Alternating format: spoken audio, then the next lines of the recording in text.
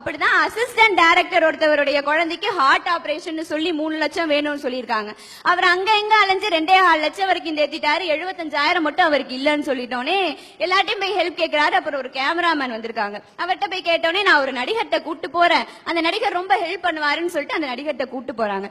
போனோடனே அவர் இருங்க கொஞ்சம் வெயிட் பண்ணுங்க, ஒரு 2-3 ஷாட் இருக்கு, நான் முடிச்சிட்டு வந்து உங்கள்ட்ட என்னன்னு பேசுறேன்னு சொன்னோடனே 2-3 மணி நேரம் கழிச்சு வந்தாராம். வந்தோடனே என்ன விஷயம் என்ன கதைன்னு சொல்லி கேட்டோடனே அவர் சொல்றாரா, ஐயா கதை சொல்ல வரல, இது மாதிரி ஒரு அசிஸ்டன்ட் டைரக்டர் இவருடைய குழந்தைக்கு வந்து ஹார்ட் ஆபரேஷனா 75,000 வேணும் உங்கள்ட்ட ஹெல்ப் கேட்டு வந்திருக்காரு.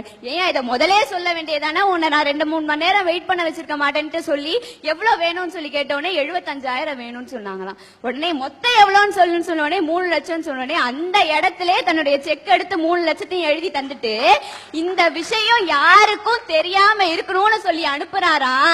அவரு வேற யாரும் இல்ல, இன்னைக்கு தமிழ்நாடே தலைமையில தூக்கி வச்சு கொண்டாடுற தலைன்னு சொல்ற அல்டிமேட் ஸ்டார் அஜித் குமார் தாயா.